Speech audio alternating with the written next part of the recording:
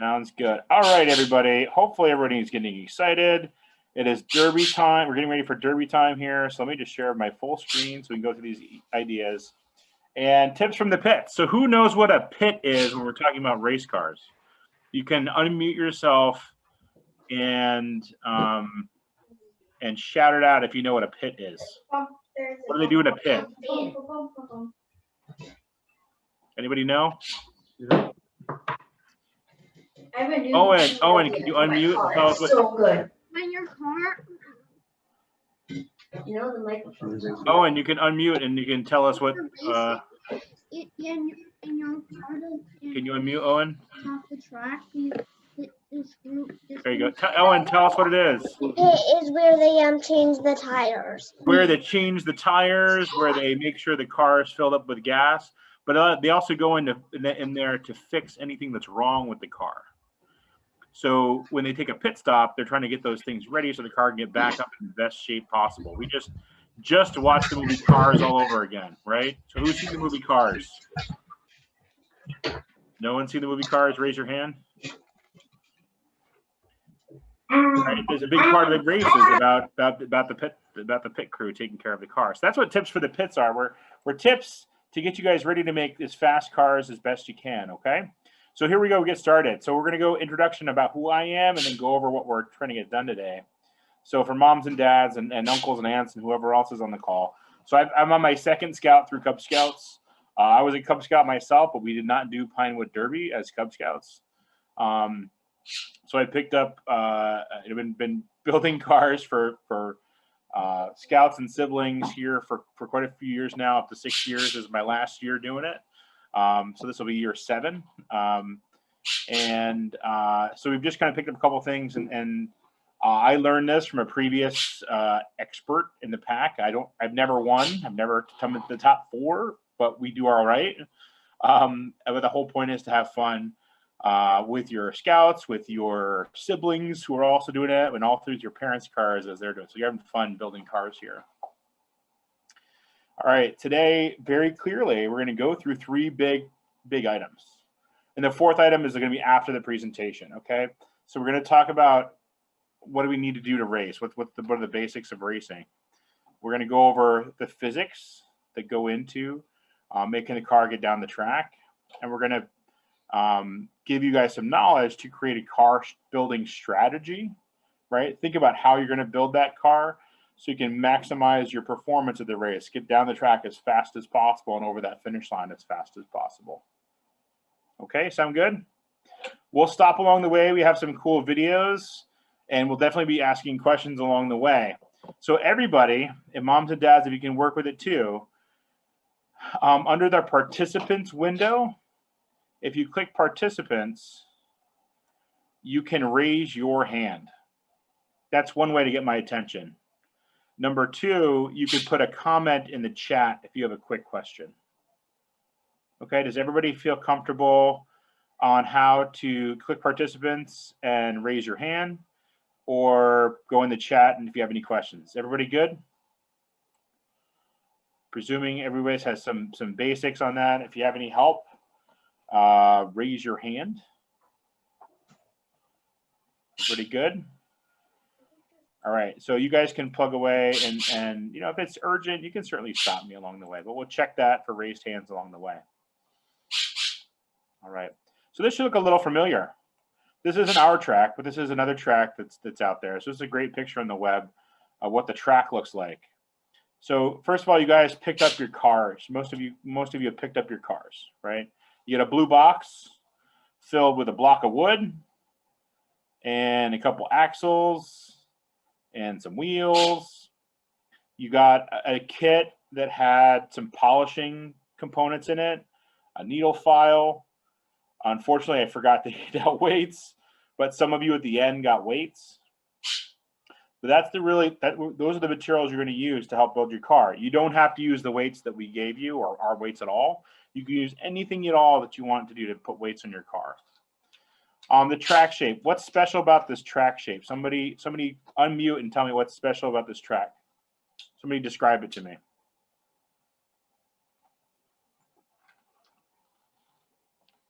Nobody has describing words today? known as adjectives. Should I call on somebody? What do you think? Owen raised his hand. I'll give him a chance. Owen, what does that shape look like? Try to describe that. Describe it. So it looks like a slope that the car speeds going down, and then it speeds to go down on the flat part and burst through also. Exactly. It's pretty straightforward. It's like a ramp, right? It's a ramp that goes down the track, and that's the way the car gets energy to go down the track. So if we look on the picture on the right-hand side, is there any ramp on that long flat piece? So your car is not going to get any extra speed at that point, right? So we need to get everything we can out of the speed at the top of the track so we can carry it down the bottom of the track as fast as possible. This track being pictured here is actually quite a bit shorter than our track. Our track's probably got about another 8 or 10 feet on it. It's a long metal track who haven't seen it before. All right. So the rules are pretty basic. We have to use the BSA wheels. So the black BSA wheels that come in your kit. The Scouts of America. For the scout race, for the open race, you can do whatever you want for wheels. You have to use You're a the dad. You can use whatever you want because you're not BSA appropriate axles, which are those nails. Whenever you hear me say axles, always think those nails. And we all have to fit the same dimensions, so we can't be. Can you grab the box over there, Tim? I forgot to grab that. So Timmy is going to be my assistant today. To the right, the box, the test box, right there on your right, Tim. That's your left. other right. Right there. Thank you. So these are the rules. Are you have to be able to fit in this box. Okay. And if you look closely, there's some grooves in here where the wheels go, and then a place where you need to have free from access on the bottom of that car, but it has to fit inside here. It can go a little bit higher than this box in some places. That's okay, but it can't be any longer than the dimensions in here, and it has to have enough clearance to run down the track. Okay. We have a maximum that the car can weigh, the maximum size, the max that it can weigh. And the way we run our race is that each scout will go down each different track on the racetrack just to make sure it's fair. So if track 1, for whatever reason, the way it's angled a little bit, maybe a little bit different than track 3, so everybody's going to have one race each on each of those 4, and they average that time out, and whoever has the fastest car wins. Want to put them all up together? Pretty straightforward. So what we want to get into more detail today is to talk about the physics of racing, and that's physical science. So you guys have been working on some of these in some of your classes, and when you get a little bit older, they'll focus all of your science resources on certain types of things like physics. I think they do that in 9th grade in Natick schools. But so looking at the picture here and thinking about what you know, so there's your time to share your what you're thinking about. Name some different types of energy. So unmute and you can share at will. I can name some kinds of energy. All right, types of energy. Sun, Question. wind. It's not one of the types of energy, but what's the maximum height? So the maximum height is actually in the rules which are attached, but it has to be able to. You have flexibility high because there's nothing on the top of the track that's going to get in the way. All right. So that box that's why it's open. The box is open. Except for our stick out. Except for at the end, isn't there like a little number 1, 2, or 3 or something that displays or something? I can't remember. I'm not following you, Paul, sorry. Underneath the finish line? No? Maybe Oh, not. yeah, sorry. At the timer, but the timer is a good ways off the track. Like it's almost as big as the whole car. Oh, okay. Right. If you're making the car that big, there's probably something else going on. A sail. Don't use sails. Exactly, a sail. So somebody sharing. What's a different? We can get some information about this picture. What kind of energy is in this picture that you see? Windmill. Owen's doing a good job raising his hand. Owen, I'm going to call on you again. Solar energy. You see solar panels. What do solar panels do? Oh, I didn't see the solar panels, but I did see the windmills. You see the windmills too. So let's talk about solar panels. Who knows anything about solar panels on the call here? I also know about solar panels. Can we go in, Alex? Alex, can you unmute and tell us about what do solar panels do? Nice and loud. I can't hear you, Alex. Sorry. They collect energy from the sun. Exactly. And they turn it into what? Electricity. Electric energy, right? So you can absorb the potential. There's a potential energy in the sun, and it's transmitted into electrical energy that we can use to power our cars, our houses, everything, right? Oh, and you said you also saw windmills. How do windmills generate energy? Somebody raise their hand. With this. How about Sam? Sam, how do windmills turn into wind turbines? I shouldn't say mills. Wind turbines make energy. They get energy from the wind. Mm-hmm. And then what do they do? What do they turn it into? I think like electric energy. Yeah, they can, like I said, windmill. That's because they used to use these big turbines to grind things up. It's a very important job. But they're also wind turbines. They can turn them into electricity too. So you can see the power lines in the back of that picture too. And those are definite forms of energy. What we want to talk about a little bit today is potential and kinetic energy. So kinetic energy is the energy of motion. Anything that's moving has kinetic energy, and it wants to stay there in that kinetic state. It wants to keep moving. So who here has ridden a bike up a hill? Everybody, right? Or skated up a hill, or been in a car that went up a hill. You guys have never been in a car that went up a hill? Yeah, When you're at the top of the hill, what happens when you get to the other side of that hill? You go down fast. You go down fast, right? That's because all the energy you put in to get to pedal or to get the car up that hill has created some potential energy to drive down that hill. And that's what we're going to try to do with our cars. We're going to try to create as much potential energy. And potential energy is like way to store up energy. So it has potential to make movement or electricity or things like that. So it has the potential to do that. So we're going to build up that potential energy as much as possible, because that means we can get the most kinetic energy out of our car, right? The most motion energy of our car, and momentum, and a bunch of other fun stuff here. So we're going to maximize that potential. You guys are pretty smart.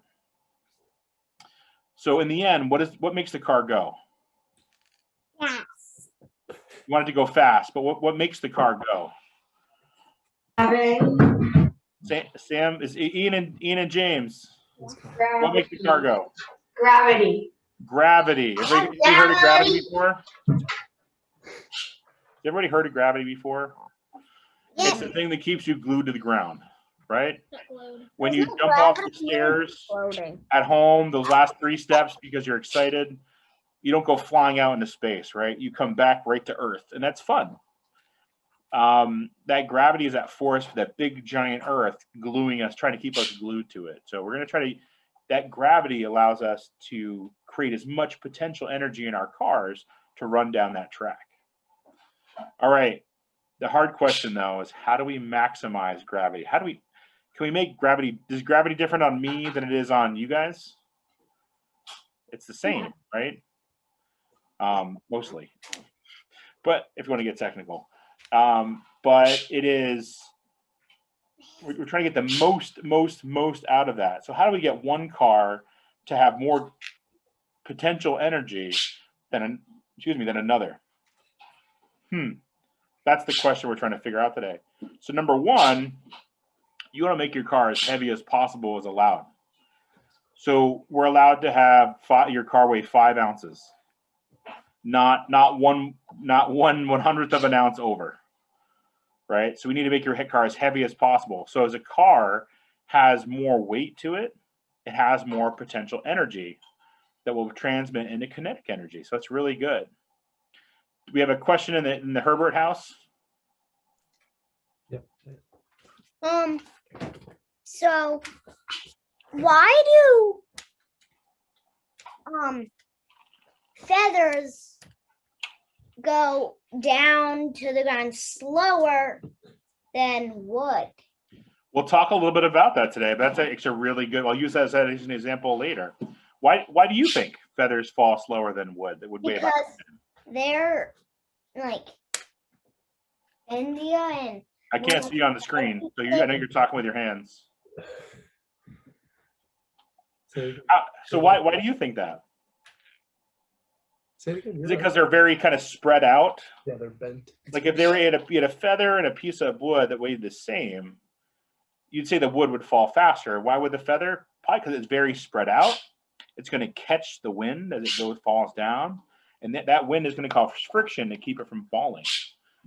Right? Just like a parachute, right? A parachute is going to try to catch the wind to keep you from falling as fast as you would if you're just flying out the side of an airplane.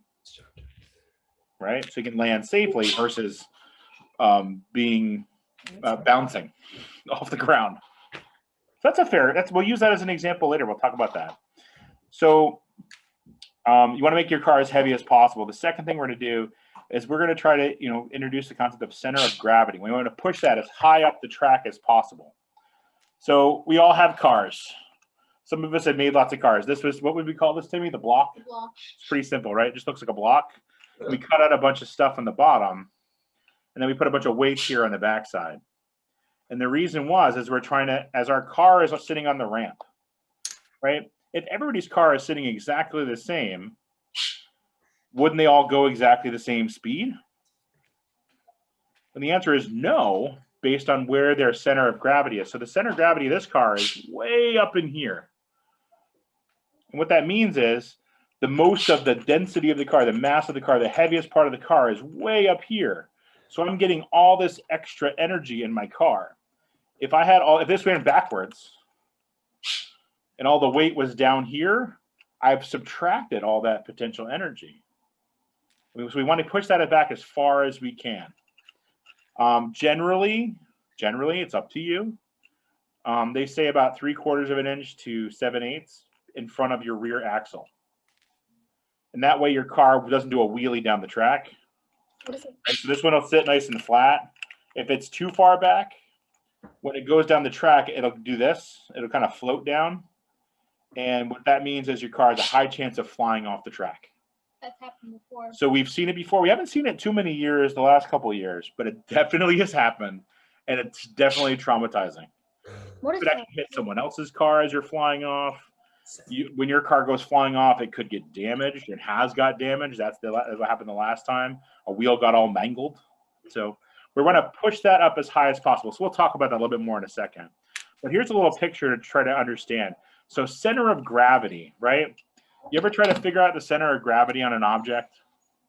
It's real simple. If I take both my fingers on both sides and I start pushing in, eventually I'm going to get that. It's going to balance point right in the middle, and that's where that center of gravity is going to be. Okay, it's very delicate on this car because my finger's not a very good level. But an easy way to find the center of gravity in your car is to take a pen or a pencil and find that spot and balance it on the table. Okay, so where you want your center of gravity, like on this car, is way back here, as opposed to way down here at the front of the car. Right, so it's way back here. So we're going to have as much potential energy as possible. All right. Whoa, wait. We'll talk a little bit more about this in a second. We have a guest video here. There's some really famous people in this video that you might know. So everybody can listen up. Make sure your speakers are on good. And we'll share what our famous Cub Scout friends have to show us here. I want to pause in the middle and ask you a question. Okay, the power of gravity. All right, who's going to be doing the experiment today? Me, Say your name. Alex. I want to do it too. What's your name? Annie. Okay, all right, put the sign down. Do you guys have your ball? We have 2 golf balls. Don't act crazy. All right, so we're gonna drop the ball from the same height. All right, and we'll see what happens when they bounce. 1, 2, 3. All right, I paused it real quick. What did you guys see about those golf balls? Give me something that you observed with your good science minds, what you observed with your eyes with those balls. What happened? They fell to the ground. And then what? Owen, can you unmute? The potential gravity put it down, gave it force, and it hit the ground, and it went back up, and the force kept launching it back up in the air. Excellent. So you saw them go down and bounce back. Owen, keep unmuted. I want to ask you a follow-up question. Did those golf balls bounce about the same height back to each other? When they bounce, they sort of bounce together? Do you remember? It's hard. Yes. Yeah. No, All right. No. That's no problem. Anybody? Does anybody else I'm notice? not sure. I saw them go different ways, but since the golf, I'm just not sure. No, that's okay. It's okay not to be sure. That's why we have friends to help us with this observation. Does somebody else know? Notice if those balls, did they bounce up to the same level, or were they different? Go ahead, Alex. Oh, I can't hear you again.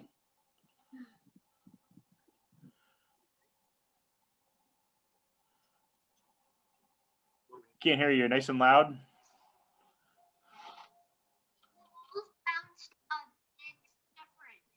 They bounce up about the same level, right? So they had equal potential energy. Great use of those words, Owen.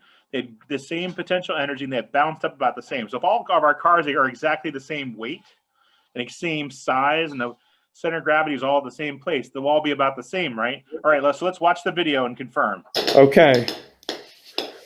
So that looks like they bounced around the same height. Now, Alex, get on the cooler. Annie, stay on the floor. Now we're going to see if the bounce is any different if the ball is being dropped at different heights. All right, so I'm going to pause there. So what do you think is going to happen this time?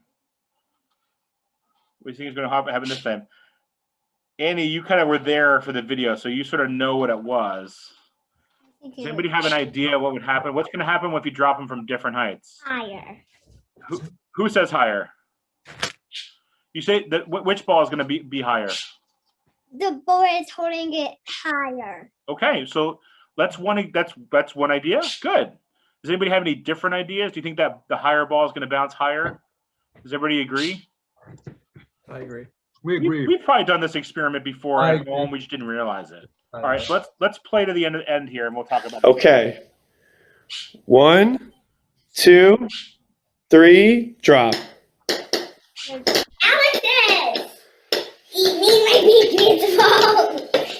All right, Alex's ball bounced higher.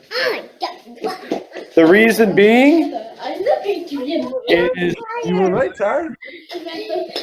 the higher you drop the ball, the more energy is created by the gravity, and the higher the bounce.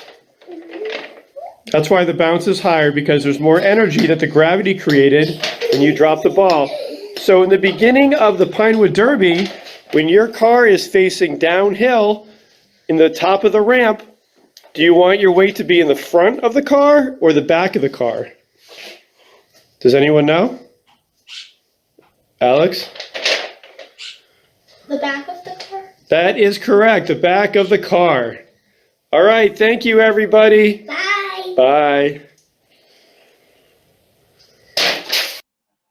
All right, excellent. There's a little bitty set of applause for the Crawford, the famous, infamous Crawford family, on a great job of sharing. So let's repeat back what happened. So Alex was quite a bit taller, and when he dropped his ball actually took a little bit longer to hit the ground because it had more distance to travel. But when it hit the ground, it bounced up way farther. right? So we're talking about that. That's that gravity and that time that it's taking to fall. It's speeding up faster and faster and faster and faster and faster. And it will get, your car will be faster at that point than the car next to it that didn't have as much potential energy. Okay? So that's important. So everybody remember what? Weights in the front or the back? I think Ian and James are trying to point to the back, but it's different for different people. This way could be backwards, or this way could be backwards. So I want to focus on the back. All right, good job. The next one's a tough question, though. Which way in the car is the back? Oh, no. Now I've asked a really tough question. Backward. It's closer or farther? See those two blocks, those two slots? Right? Those are where your wheels, your axles have to be for BSA car. Ultimately, if we didn't have those rules, we could put our wheels right on the outside as far as we can go down the track, as long as they're not past the end of the block. But we're stuck with those axle grooves. That's the rules. So in this car, what would give us the best chance to put the center of gravity, that heaviest point, a little bit before the axles, so that they're uneven, right? So we'll call this side A and call this side B. Ready? How many people think this side is the best way to get the weight to the back of the car? Side A. And then how many people have B, that this side is the place to put the most weight in the car? B. So B means if I go just a little bit before that and I make that heavy spot in the car right here, this is farther backwards than it would be over here. Therefore, this would be a good place. Doesn't always have to be. You could design your car how you want to. This would be the better place to put the weight back and make that fast car. So you can see that when you look at these two examples here. You see the car has the wheels quite a bit towards that back slot, and that's where it's supposed to be. Okay? But again, do as you like. It used to be we could cut our own holes, and people had all sorts of rules. And then it sort of didn't matter where you put the wheel, which one was the front, which one was the back. But there we go. Good job, everybody. All right, whoops. All right, so we're going to do everything to make our car have as much of that potential energy, right? But potential energy doesn't turn into speed completely. We have problems, right? We're not in space launching a rocket. We have real things to play with that slow the car down. So everybody think hard for a second and about what slows the car down. After you've thought for a second, raise your hand. Go ahead, Sam. What slows the car down, Sam? I don't know. Friction. Friction. Friction. Okay. Well, what causes the friction? Sam Lawler. Do we have more than one Sam? I hate You're unmuted. Sam Lawler. What slows the car down?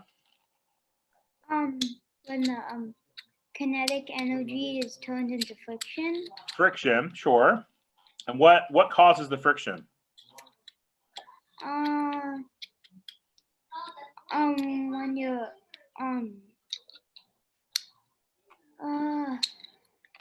It's a hard question because we haven't talked about this in like a year.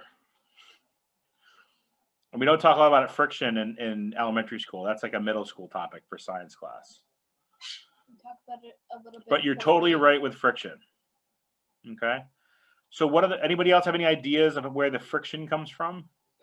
Wind. Wind.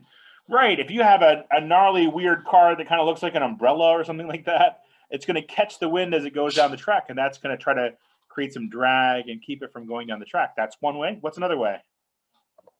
What are other ways that friction comes into play?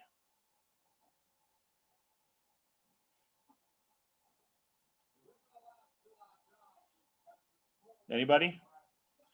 Can you hand me a wheel? The wheels in the ramp are not rubbing together. What was that? Their wheels are what?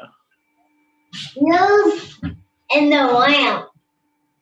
The wheels. So there's friction on the bottom of the wheel that allows the car to roll, right? Otherwise, it would just drag down the rack, and that's not very good. You're right. I go like this and look really close. There's a little hole in the middle, right? how would friction inside that hole get in the way of making your car go down the track? So that's mostly that's The a wheel and mostly the try to address axle. today. We're going to try to make that The wheel as in the smooth. axle. Or there's friction in there inside the bore of that wheel, the middle of that wheel. No. And then we're going to fix that axle to make it super slippery. Is there anything else anybody can think of for friction? All right, so there's axles and wheels, so the wheels rubbing against. Go ahead, Owen. You're very excited.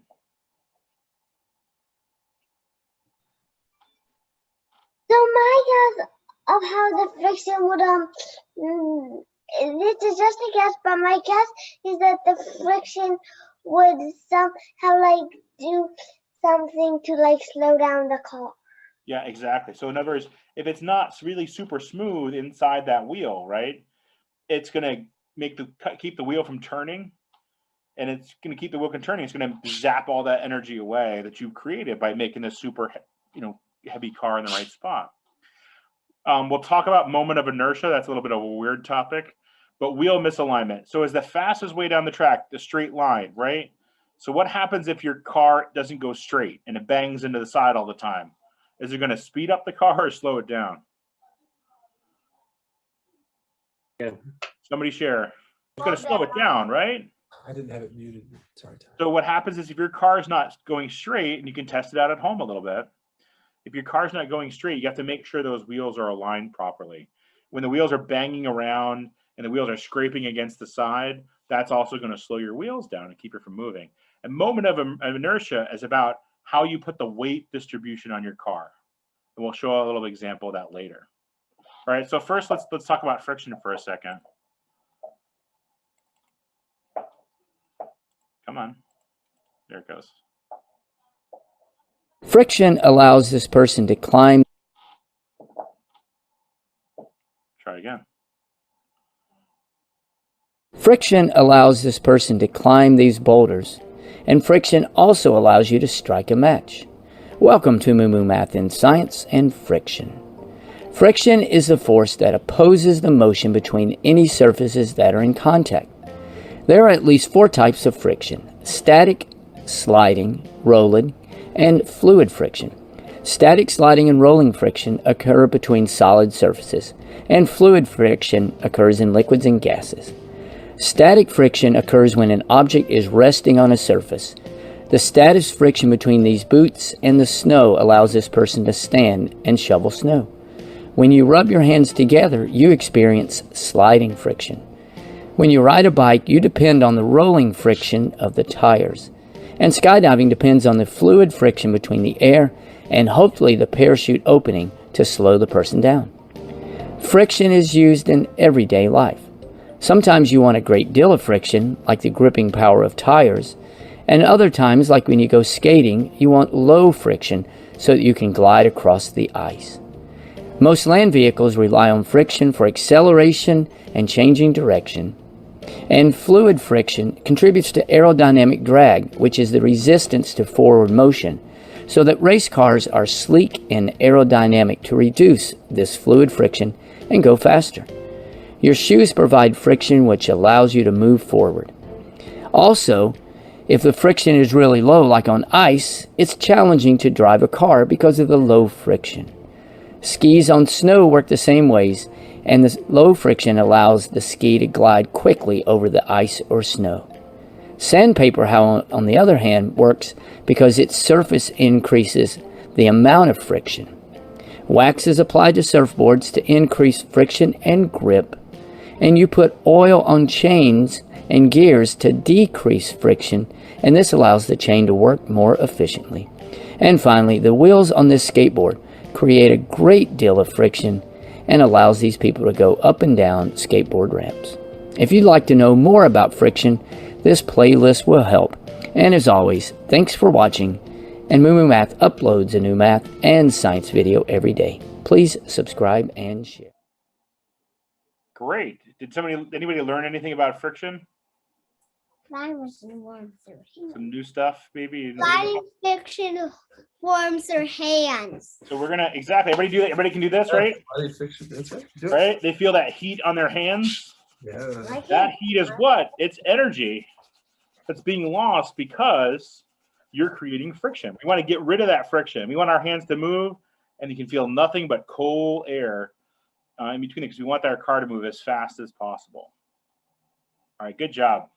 So we want to do everything we can to reduce friction.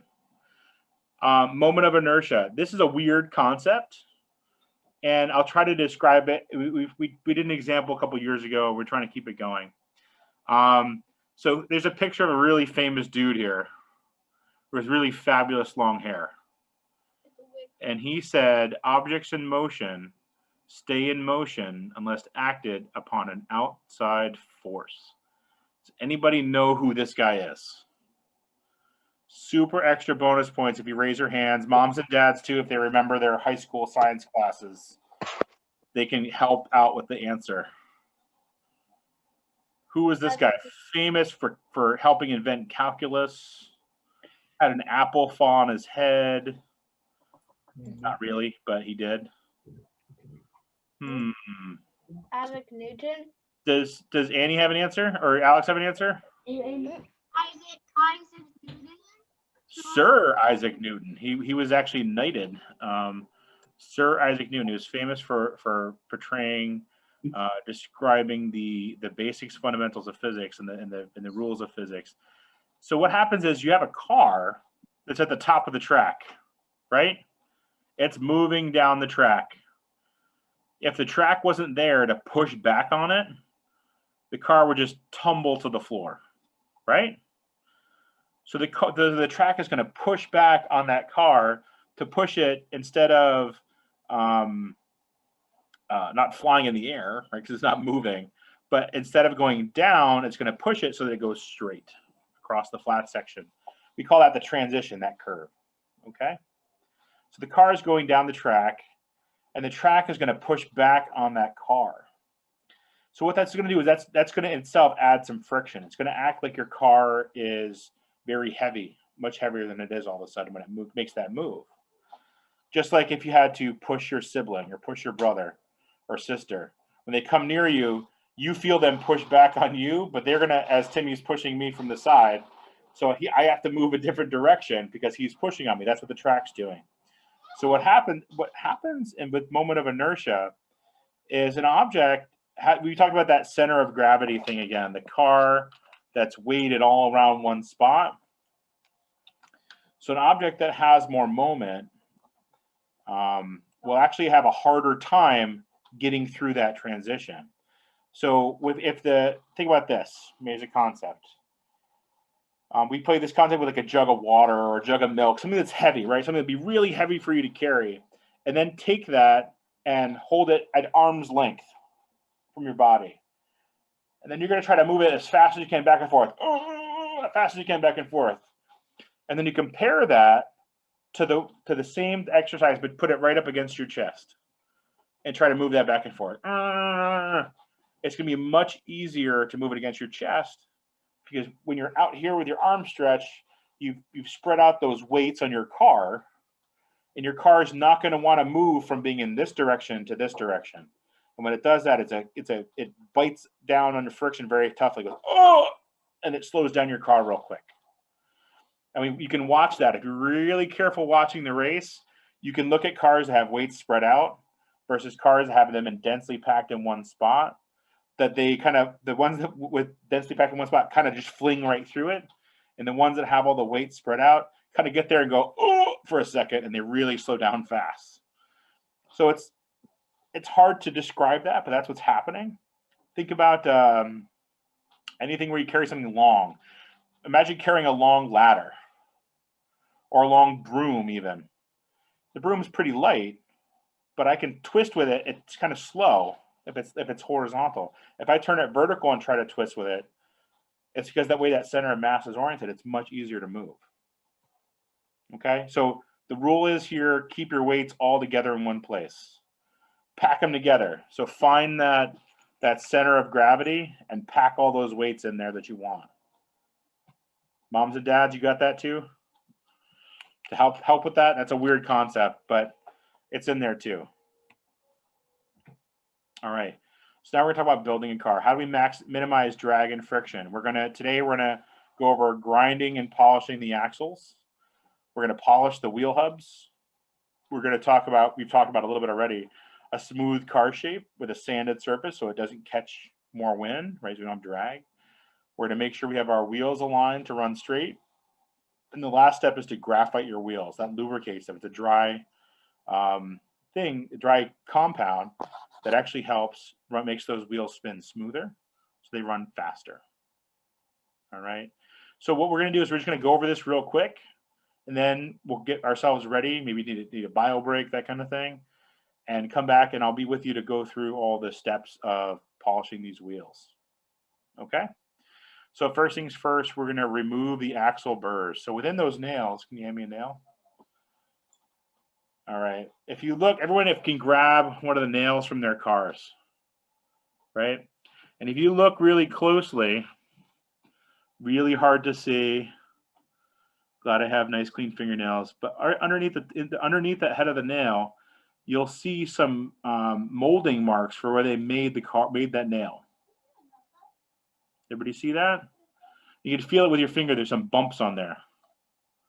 That's actually going to slow your car down. It's going to grab on the wheel from the inside. So the first thing we're going to do is we're going to take that needle file. We're going to grind it off. Okay. You put the nail in your bit. We'll do that in a second with details. You're going to take the flat needle file on top of it, and when you turn on the screw gun, the nail will spin. And you're going to take that needle file to grind off the worst of that stuff. Only takes 30 to 60 seconds per nail, depending on your nail. You may have to go a little longer if you have a real kind of weird, wonky one. But that's as simple as that. Then we're going to go to polish. And polish we're actually going to do with 3 layers of sandpaper and then 1 layer of actual metal polish. And the 3 layers of sandpaper are going to get progressively finer. So you have a smoother and smoother surface on the inside. Again, we want to make this super slick on that inside of that nail. Again, it's the same kind of methodology. This will be in the screw bit. We'll go through that stuff. Okay. Then we're going to polish the axles with metal polish. So similarly, that nail will still be in the bit. And in your kits, sorry, I didn't specify. In those kits, there's 1 of each of the sandpapers and 1 of the pipe cleaners that we need for the next step, and then the nail polish, metal polish. So there should be a little white baggie of a polishing compound. Paul's got showing his there. Great. All right, so you need to get a little paper towel, or you can even do a rag that you're going to hold on to that nail and run the screw gun to polish that. All right. Then we're going to be done with the axles, and we're going to go to the hubs.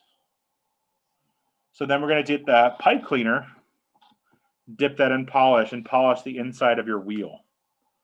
So very simply, you put the pipe cleaner in the wheel, and then we're going to run that so we can thread this back and forth and polish the inside of that wheel. Just got to make sure you take that wheel and wash it good afterwards. Okay, because any polish compound could gunk up your wheel moving forward. All right, grinding the axles, polishing the axles with sandpaper, polishing with polish, polishing the wheel hubs, polish. I've said that a lot. And that's all we're going to really focus on today next. Other than that, we want to talk about the other concepts to get people comfortable. So you want to make sure you have a well-sanded car as smooth as possible. Do some cool designs on it. People put Lego stuff. There's a million options. Go online. There's a million different things. Don't feel like you have to be obsessed with making the fastest car possible. Definitely make a car that you would want to put on the track. Something cool. Something that you think is the best. Something you think you would just look cool. Your favorite thing. Whatever it is, make your car that way. Make it work for you. So we're going to have that sanded, shiny car.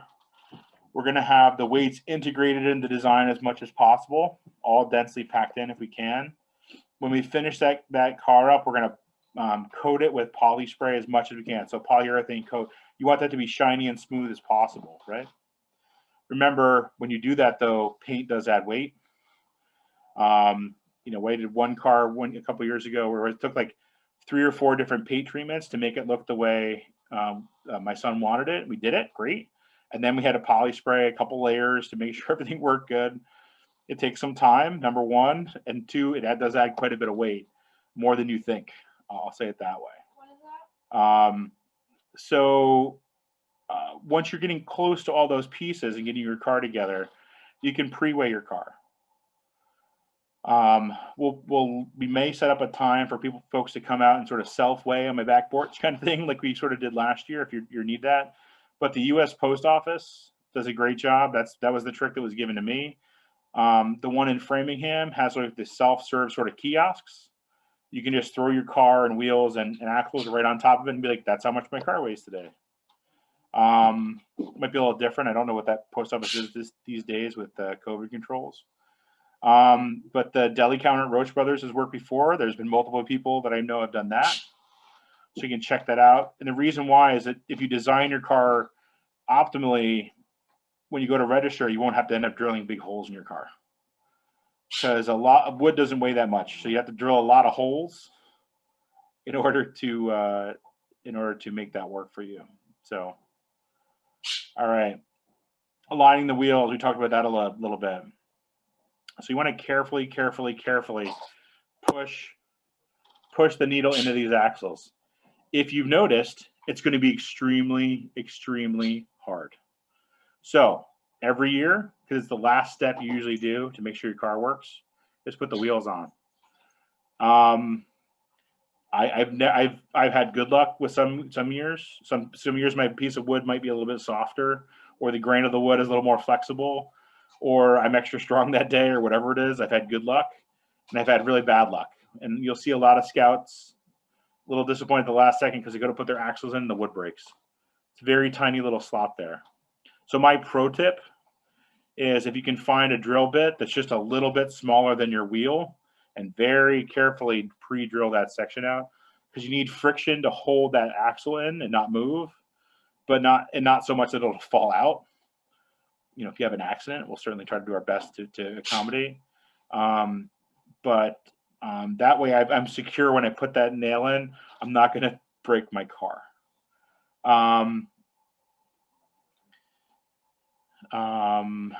So again, you have to have clearance across the bottom of your car. Again, they go in super hard. Do not hammer. It's better to pull it out in and out 1,000 times than it would be to hammer. Every experience that I've seen people try to work with a hammer, it's about 80% failure. People will have luck with it, but they'll never be able to get that wheel back out if they have to move it. So that's the other part, is if your wheel ends up being a little wonky, a little crooked, you won't be able to adjust it by pulling it back out. Or you'll have to re-damage that nail that would screw it up even worse. So be careful with that. You also need to leave a space between your wheel and the block, because if it's pressed up against there, right, that's going to squeeze that friction down. So easy thing is to take one of the flaps in the box and fold it over and use that as a spacer, right? You just need some space in there.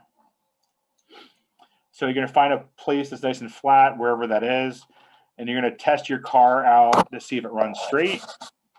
And, you know, parents, if you can think of this, if your axle is a little crooked or bent, and you can reorient that in a way that the wheel runs straight, that's what you're going to do. It might actually be trying to torque it a little bit as well. Doesn't work that well because the axles are the hardest part. The actual grooves are the softer part. So sometimes you're just trying to reposition it in there so it lines up a little straighter. There's fancy tools on the internet for this stuff. I'll let you go buy to your heart's delight if you want to do that, but keeping it simple. One of the tricks they said to use like the bottom of a Sharpie pen.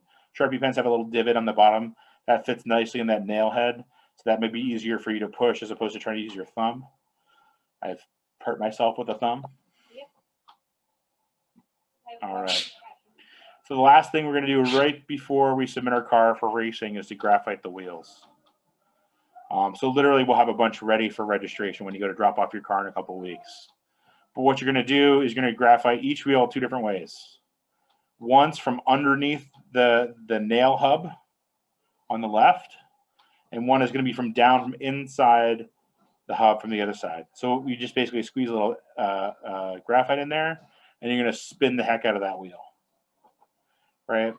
There's all sorts of studies, and yes, they've existed, where they've talked about the burning out of graphite. But the reality is you can always put more in, because the more it spins, the more it's going to try to line up to be flat. And so if you put a little bit more, just a little bit more, if it starts to wear down, it's fine. But don't worry about that. Unfortunately, this year, because we're going to have a lot less manhandling of cars, we're basically going to give them to us. We'll make sure they're graphited up with you. But this is the easiest technique to get everything done real simple. All right, and you're going to hold that car up sideways. You're going to spin that wheel as fast as it can, and you're going to watch how fast it goes, because that's how you're going to win, right? You want those fast wheels. All right. So everybody should be thinking about where and how your weight should be attached. You should think about how you're going to cut your car, whether you're going to go somewhere to get a cut car. I think the Scout Shop has had some opportunities to get out there and cut your car. You're going to think about how you're going to paint your car. You remember, it does add weight. You're going to add your weights as part of that design. You're going to polish your axles and wheels. You're going to put your wheels in, check for attachments. Does Mr. Herbert have a question? Yeah, I just wanted to say, Rick and I both offered our band saws. If anybody needs to swing by, I can set it up in the driveway or something, and somebody could use the band saw to cut their car if they feel like they don't have the proper tools at home. Awesome. Awesome. Oh, I forgot one of my other pro tips. If your kid is one of those kids that's like, I want something really crazy to design, and it's not safe for them to make it, and dad wants to be the one, or mom or cousin or uncle or whatever it is that wants to be the one to help them with that, a Dremel tool goes a long way. Yep. Right? Dremel tools are relatively cheap. They have grinding heads you can buy. They have sanding heads. They have a bunch of different multiple options. They go really quick. So, and they're pretty safe by other standards, because you can adjust the speed so it's not going to grind your face off. So that's my other pro tip as well, to use a Dremel tool if you're going to do something different with the design on top or what have you, as our plan this year, right, Timber? All right. Yeah. So thank you so much, Paul and Mr. Lee. So if those of you don't have their email addresses, we'll make sure you guys have them if you need to set up time. If you don't feel safe cutting your own car and need to ask for help, just ask someone who's done this before. Right? A fair amount of moms and dads have done this before around the pack, and we'd be happy to help out a fellow racer here. Quick question, any benefit on like greasing the axle, or? You cannot put liquid lubricant on the axles. Oh, okay. So we make them super smooth, and then when we graphite them, they're amazingly slick. Got it. Right? That fine graphite gets in nice shape to able to make that wheel spin great. Liquid is not allowed on the track for two reasons. Number one, it's in the rules, but number two, it can actually deposit accidentally, right? You get an extra drip or residue on the track, and it could potentially slow down every car afterwards. Got it. Right? Thanks. So it's going to pick up fluid. So there's just some things on that. For the BSA, if I don't even know what they'll do this year, if possible, if you go on to things like regionals and district, you have a really fast car, you want to take your car to district, they have the opportunity to pull your axles. So you can't glue in your axles either. I forgot to mention that before. So you can't glue that puppy in there. You have to be able to pull it out at any time. And trust me, you're going to want to be able to do that anyway. Yep. Cool. But that's a very, very good question. That is in the rules, though, that we can't do liquid lubrication. It doesn't actually help. You're not spinning fast enough to get any real benefit of some normal like car weight oils. There's some finer oils that are okay, but not for BSA racing. Thanks. Great. So you're gonna get your car together. You're gonna check the center of mass, because that's what you want to do, right? In the end, when you're trying to tweak your weights, pennies, nickels, dimes, old hardware, fishing lure, fishing weights, anything is possible, right? We have all sorts of weird stuff that we'll have available for registration day for you to quickly go in and make modifications, super glue a few little extra items and weights in the right place to make it work for you. Okay. and then we'll graphite before the race. All right, cool stuff. Risky stuff, but cool stuff. Three-wheeling. You are required to have 4 wheels on your car, but you are not required to have 4 wheels touching the track. So there's a concept called three-wheeling where one of those wheels is actually lifted a little bit. So it's not actually, so that means less friction. That's the reason why people do it. I don't think we've seen it happen successfully. Nope, never have. We've had some catastrophic failures. Yep. More like the car goes down and crashes, but it's not to say you can't do it. So it's basically getting one wheel bent upwards so that it's not actually, so it helps guide down the track, but not actually touch the bottom of the track. So it keeps the car running one quarter less friction, right? So when it works, it works. When it doesn't, it doesn't. They have to be able to pull it off. So there's some cool links that I know Jason trumped up here. They're totally real. You can totally do this. This is totally available for scouts. For the Open Derby as well, of course. You need to have your wheels on the outside of your car, not on the inside, like a cool inside design. That's because those wheels bounce on the outside. So if you try to put the wheels on the inside or shrink that area down, your car will fully turn and really bang off the sides of those rails. So basically having those wheels out there keeps it straight moving down the track. Bent axles is also a thing. You can buy fancy tools to bend them at home. You can go to the internet and buy somebody else's bent axles. They are legal for both scouts and the open division. And what they are is, instead of having a flat axle, they actually are bent up a little bit on the outside. And what that means is that your wheel never bounces around or rattles around in its function. It runs only on the outside and only in the right position, so it's very consistent, and your wheels are going to consistently move down the track rather than bounce around a little bit. Again, that stuff causes friction. There's a million other Can we bend? Go ahead, Paul. Can you bend your own axles if you wanted to? Okay. There's mandrels to do that stuff. They have special tools where you can bend them. Yeah. You don't bend them that much. They're pretty darn hard. Yeah, but on purpose, right? They're nails. So what's illegal is the buying them. That's what you're saying. The intention, you can actually buy them too, and that's actually because there's ones that have grooves cut in them that are not legal for BSA. Oh, gotcha. Okay. So there's other fancy ones that, because they basically cut them down on the inside to reduce that friction just a hair, right? If they're just trying to cut the friction down every little bit. So it's like, I have one less wheel running, that's a quarter less. If I have only a half of the axle that's actually touching the wheel, that's cut it down again. So there's lots of, you can go spend $50 on a set of wheels, and I'm not joking. They're not legal for the scouts, but for, again, you can look up a bunch of stuff on how they shape the hubs.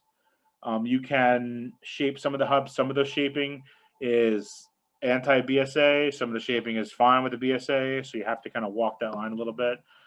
But again, you're spending serious dough. If you have a machine shop at home, have at it. Google your heart's delight. There's too many things to even try to describe them today. But yeah, you can bend your axles. It's just not easy. And you can't withstand. So thank you, Tim. So your wheels have to look like wheels. You can't grind off any of the letters on them. You can't modify the inside of the hubs. You can't sand your wheels. That's also illegal, right? They have to be the standard wheels. If you ever make it to district for the fast car, they'll pull your wheel and weigh it at times. Like randomly, they'll check that wheel weight to make sure that it meets their guidance, and they'll inspect them. Obviously, you can see pretty clearly whether it's the letters are on it. The trick people try to do is sand the inside of the wheel. Like, well, there's no letters gone. Well, they can still measure that, right? Because you can cut down the weight if you shave that wheel off, right? But that's not for the open. Have at it. To your heart's delight. For this BSA race, the scout race, it's not available. Sorry. Lots of cool stuff. Thank you, Tim. That was a good one. You're welcome. All right, trophies. This is what we're searching for. We're going to have fun, right? That's our first objective. We're going to cheer on our teammates, our fellow scout mates, and we're going to encourage each other to make cool designs and such. But in the end, there's some awards that we give out. So first through fourth overall, we'll get special awards. Most creative, best craftsmanship, and best card design are the 3 awards. So we have some judges together to review your cars. That's exciting. And then each den, the first place for each den will also be awarded as well. There's also the flat tire award. Oh, yeah, we forgot that. Sorry. I'll put that on here too. So for those, we don't always have success with our cars, including bad days when you drop off your car. I always love to share that example. Mom and dad and son were very careful with the car. They built this really cool looking, looked like it was going to be really fast. We get out of the car with it, and it slips out of the container that we had it. It falls on the ground and immediately gets stepped on by accident. No recovery that day. They didn't even enter the car at that point. But there was a lot of screaming and tears and terrible stuff. So do be super duper careful once your car is ready to go. Unfortunately, playing with it before the race is a bad idea. Have at it afterwards. Have fun. Do kooky designs, do extra designs on it, goof around all you want. It's a perfect opportunity for that. Or build a special thing to keep it forever. That's up to you too. But it's definitely not a good idea to play around with the car while you're building it. And when you transport it for registration, you want to put it in the most secure place you can. Something safe, something that you're going to be very, very careful with, so that it doesn't get damaged. Because we also give an award out for the flat tire award, which is basically the car that ends up the slowest. And that flat tire award includes a nice book to work on tips and tricks on how to make a fast car. But a lot of those things happen at the last minute. You go to put in a wheel, something breaks. Oh no, we're trying to make it work. Stuff like that. We try hard. We try super hard all the time. It doesn't always work out perfect, but that's life, right? Does anybody have any other questions about all these fun materials? Hey, Matt. Go ahead. Sorry, it was Jason. If you can go first, it's just hard to hear you. Okay. I was just gonna say for transporting, like a shoebox works really well with like an old towel or old T-shirt. Wrap it in that. Bring it in a nice shoebox, and that's usually a great transportation method to get it nice and safe to the race. Exactly, that's perfect. Like, think about that soft, like a gentlest thing you can carry, because there's no going back on race day, right? Exactly. So, Stuart, do you have a question? Hey Matt, were you thinking that we'd actually do the polish, the drilling at the meeting today or afterwards? So we'll do that right now. Right. We're going to do the polishing right now. All right. You have all the goods to do that. So we'll get everybody started, and I'll be here for questions. And that's next. So it's just a matter. Does anybody have any other last-minute questions? Okay. All right. So does everybody go find their screw guns?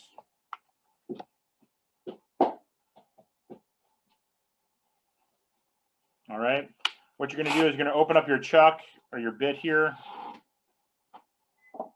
Have a nail. And can you give me a needle file? All right. For those who haven't done this before, you're going to take your screw gun and you're going to take your nail.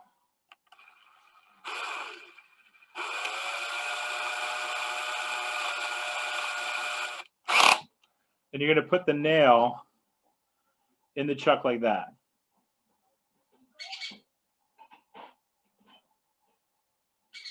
All right, we'll get everybody started kind of on the same page. Some folks, if you guys have done this before, have at it, go for it, no problem, keep moving, no big deal. First off, though, this is the point where your scout may want to put their hands on stuff. Maybe they're not comfortable, maybe you're not comfortable with them. So definitely work together to figure out what makes sense for you and safety for your scout. But basically, the first starting step is all going to be based like this. So we're going to take the screw gun, which is going to spin the nail. Then I'm going to take the needle file, And I'm going to place that to grind down those rough surfaces on that nail. Does everybody have that? Do they have any questions? It's going to be noisy, so I don't want to overstate it. But if you have questions, go ahead. Matt, quick question. There's numbers on the back of the. There's three. Is it three different types of sandpaper? Yeah. So we're going to start with this needle file first. Did you grab a needle file when you came and picked up? Should be like this, or maybe a gray handle, or maybe a blue handle. Did we miss one? I have plenty more to hand out if anybody has any questions. That's the first step. And then when we go through the sandpaper, there'll be the number 4, number 8, or number 12 on the sandpaper. And that's going to go for 400 grit, 800 grit, and 1200 grit sandpaper. Okay? So it doesn't take that long. But what you're going to do is you're going to do this for one nail, then take that off, and then do the next nail, and then do the next nail, and then do the next nail. Okay? So everybody get started, and then we'll take a quick pause in a couple minutes here. Sound good? So anybody have other questions while we get started? So Tim, do you want to hold the file or the nail or the screw gun? I'll take this gun. The gun. Okay, here you go.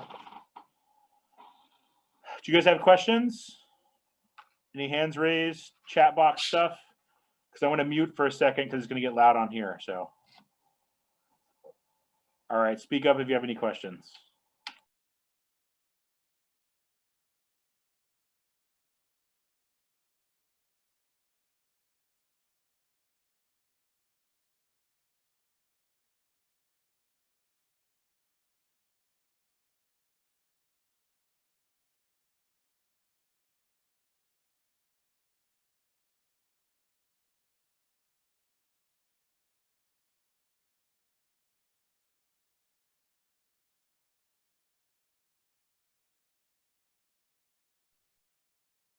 Sorry, guys, we're gonna jump off, but thank you for the session. This was fantastic.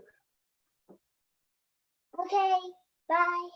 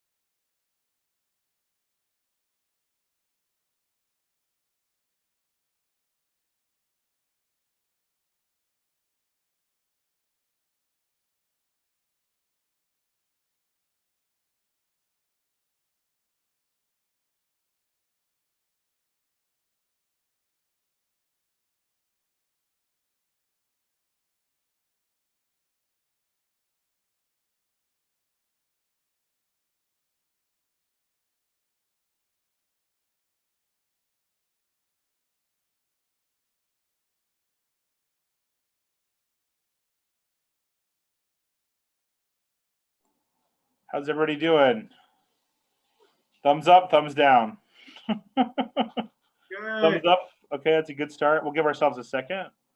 We lost a few members here, either for internet excuses or, you know, you got to go run and do something else, or they've seen this part before.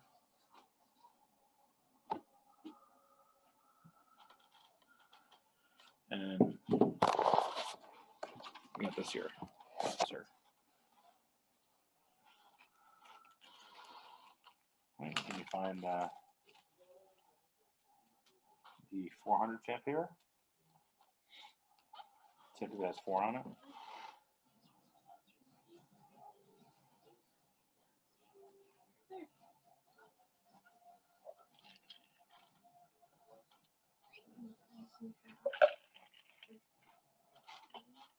That way, right.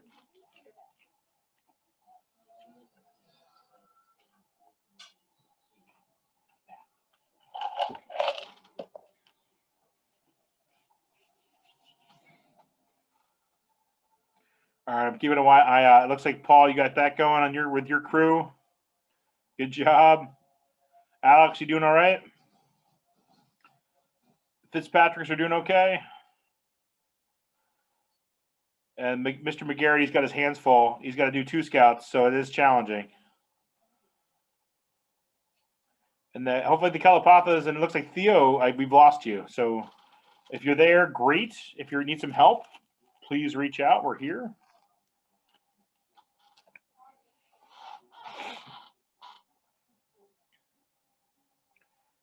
We'll just take another second here. It says it's 4 on the back, right? You're small, but yes. That's fine.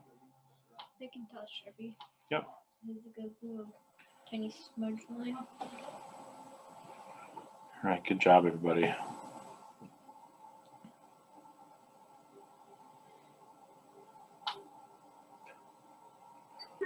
We don't have tools, so we're gonna do it later. Oh, that's great. No problem. If you need one of those needle files, if you need to borrow a screw gun or you can actually carefully work with some of these things without it. The screw gun definitely helps though. So if you want to reach out to your den, if you want to reach out to the pack, anybody has something they can share with you for a little bit, that'd be a great idea. Sounds good? All right, awesome. You know what? It takes a special scout to be like, yeah, no problem. We'll fix this later. Mom and Dad will help. Great. Good job. Good enthusiasm. Let's see if your brother wants your nugget. Feed the teenager. All right. All right, so you guys have moved on to sandpaper. There's a trick with the sandpaper, and it involves water. So make sure you have water if you're going to switch over to the sandpaper. So I have my glass of water here for those who are ready. All right, my glass of water. And what I'm going to do is I'm going to take that sandpaper, and this works best if it's wet. So you're going to find the sandpaper that has a little 4 written on the back. So it might say 400, or in Sharpie, there's the number 4 for 400. And I'm going to make a loop with the sandpaper rough side on the inside. I'm going to take that and we're just going to dip it in the water just to get it wet, because that will help lubricate the particles as I make this. And then you're going to do the same thing we did before, but instead of the file, it's going to be this, right? We're going to have the sandpaper wrapped around the inside of that nail head, just like we did with the file. So we just need to want to get that wet to help that grind it down and polish it. Any questions there? I know we have some experienced car builders here, so I'm not going to worry too much. But if you have questions, please stop me. All right, so you're going to have to hold it. Again, this is when you be careful because you have something spinning that your finger is going to be close to. So there you go. You got the water. Do you want to pull the trigger, Tim, or do you want to hold the paper? I'll pull the trigger. All right, about 30 seconds or so. Go ahead.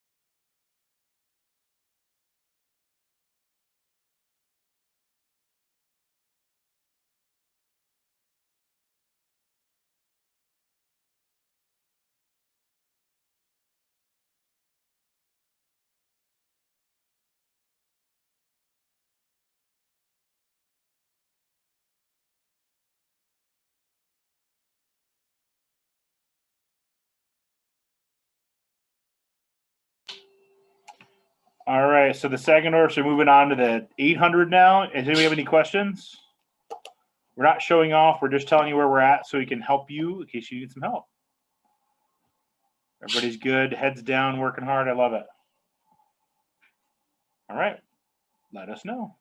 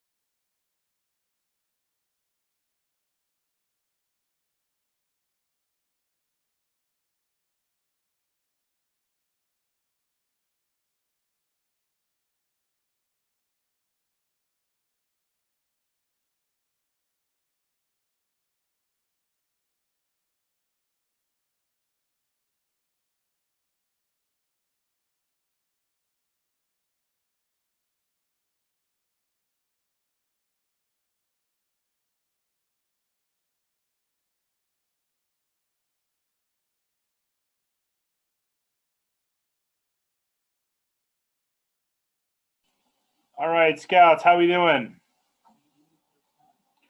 There's a thumbs up. I like it. Thumbs up. You Thumbs just up. got- Thumbs up. All good. over. We just have a question about the. We did one axle at a time, so we just did all the sandpapers, Excellent. and now we are going to polish. And so, what was the next step? All right. Paper towels or a rag and polish. Okay, we did Timmy, where'd you go? Oh, we have a potty break. Potty breaks happen too. Hold on to that for a second. We're going to listen. So all you're gonna do is rip off a little strip. You got your strip. You got your strip. Oh, we got a filler, Boy Scout filler here. All right, so you just get a little strip, and just like the sandpaper, you're going to take some of the polishing compound and get it on in the middle of the paper towel, and then you're just going to hold that paper towel over the top of the nail. All right. So first things first. Hopefully, I don't make a mess of my computer here. So I'm just going to go like dip it in here, like bloop. Doesn't need that much. Trust me, a little goes a long way. You're going to have polishing compound everywhere. It actually does not do well on clothes, by the way. Don't get this stuff on your clothes. I found that out the hard way. Don't get it on your clothes. That's all. He says it doesn't go do Doesn't well. do well, so it'll stay. All right. So if you get it on your clothes, oh well. But you're just gonna literally drape it over the end of the nail. So the nail is still gonna be on there. And you're just gonna drape it over there. What is drape? And you're gonna hold it on there, kind of wrap it up there a little bit. And pinch it while I run the screw gun for again another 30 seconds or so. You're gonna want to make sure it gets in all the grooves under that nail head and run the screw gun. And there's enough grit in that soft, gooey stuff to help finish that polish. It's the same polish that you use to polish your wheels, like on your actual car. It's that same kind of polish. Okay, ready? Does that help, Paul? Any other questions on that? On the wheel, on the axle polish? All righty.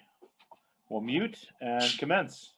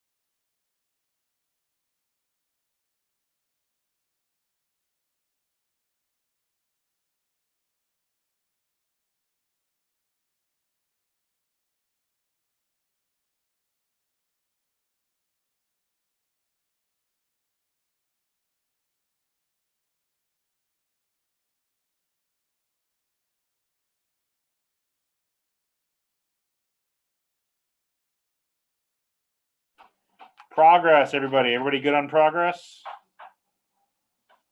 How the Herbert kids? Good? I like it.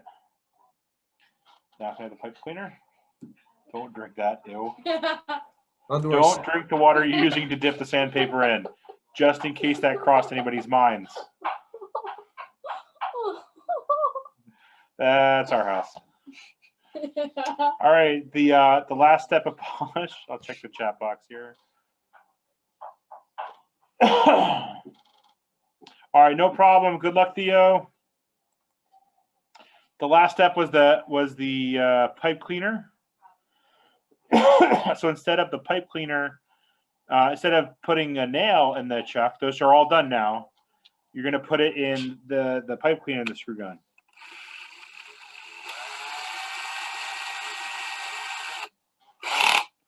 So now that that's in there, you're going to use this to apply some polishing compound on this, and then to thread the wheel over it. So it's a good idea to probably thread the wheel over first and then start rotating the drill.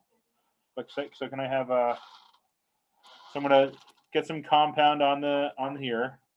This is a cotton pipe cleaner, not a plastic one, like which is the normal ones.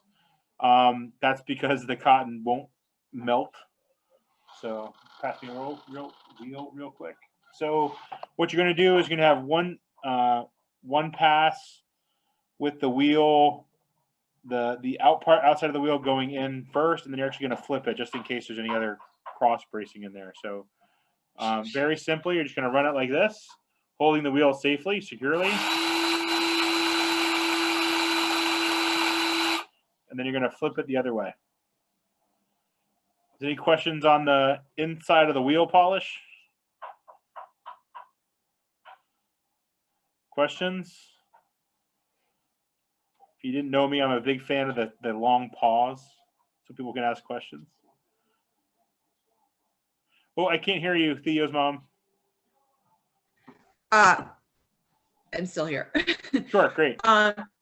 Yeah, Theo had to run away for a minute, but putting polishing compound on this? Yes, because what you're going to do is you're actually going to polish the inside of your wheel, like Okay. by like the wet paste, or like this same compound. Yeah. That same compound. You're just going to dip your pipe cleaner in there. Yeah. And then you're going to put it through the bore. Okay. And then just move it back and forth while you're running it. All right. Got Okay. it. Thank you. It's a slight polish on the inside just to make sure there's nothing crazy. Boy, the way they're molded, there's usually not anything in there, but it's just to take care of anything else that's there, any small minor scratches and things like that. It's like they say this is like a 1% kind of thing versus like grinding the gunk off your axles is kind of a big deal. But this is like a much lesser thing. But we do it just because we have it here. It's not a big deal. Got it. Any other questions? Okay. It's a little bit different, but yeah, same thing. All right. All right, very good. We're gonna fire away. If you have any other questions, certainly stop me. Or if you guys need to step away too, that's totally fine too.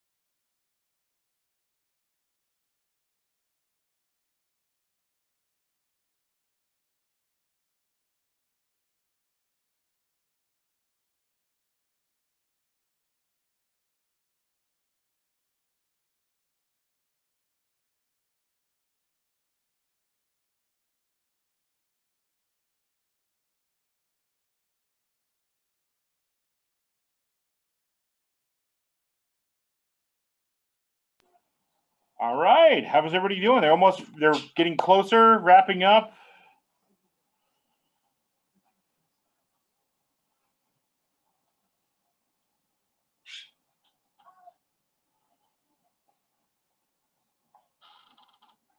Good.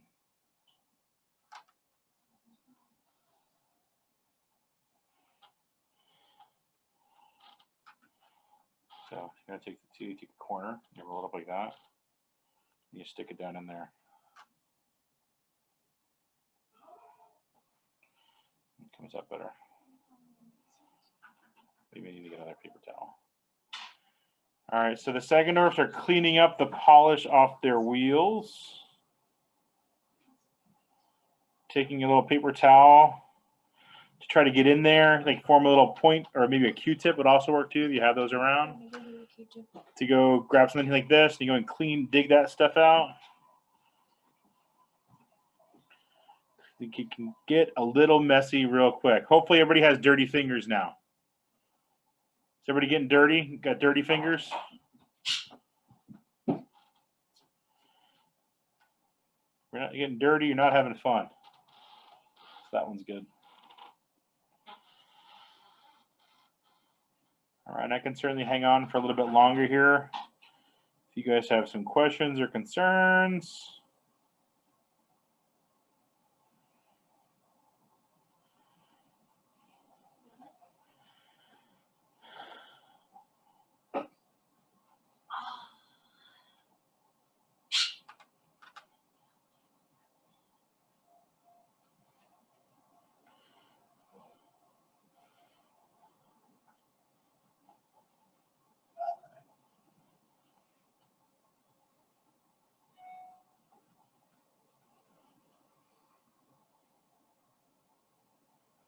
That one's good. That one's good. Good job.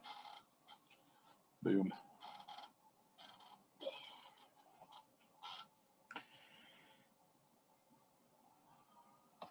All right, and then there were 5. You know, you guys are teaming up doing multiple axles, so we're a little faster than others.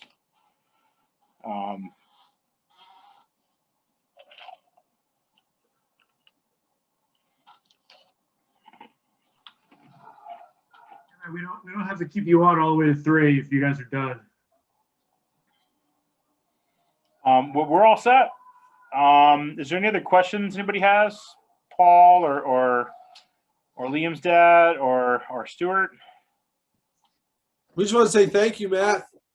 Oh, no problem. We're always here to Yeah, help. thank you, Matt. Yeah, thanks very much, Matt. It's going to be a little bit different, weird to race this year, but we get a chance to get together to kind of do some cool stuff like this. Do you guys have excluding Jason from the conversation, do you guys have how do you think this went versus going to a big group together and sitting together in on one big room? In my wheel. Well, this was good. I mean, I think it was good for what we had, what we're dealt with. I think it was fun, everyone together, because we could, like, you know, talk and hang out. Yeah, schmooze and meet with other Cub Scouts. It's nice. Right. Sure. But thank you, Matt. No problem. Stuart, how do you think it went so for you as far as we'll check the web streaming thing to see how that worked out, right? Yeah. Spinning console. Yeah, you assume I can just post it. It's okay to couldn't make it on YouTube. I think so, yeah. There's no reason why I couldn't. I mean, people can go back and look at it afterwards. For sure. I should just also via Zoom. I haven't done it before. I should get like a video file once I stop recording. Yeah, it'll tell you where this file is saved as soon as you hit the meeting ends. Right. Yeah, we can send the link on Troop Track so people can check it out. You know. Yeah. When they're doing it. The ones that couldn't be here, yeah, totally. Right. Do you want me to send? Will I just send that, Matt? Yeah, go for it. As long as you have access to, go for it. Okay. And should just send it to like all people in Yeah, the you can. If you haven't sent one a communication before, when you go to communicate, you can pick which group. You just say everybody. There's one checkbox for everybody. Super easy. Okay. All right. High five, everybody. All right. Good job. Virtual high five. Virtual fist bump. Thanks. Good job, Matt, on your swan song. Wait, what's that? Yeah. Yeah, Good job. last one. Your swan song, yeah. And I'll be available for coach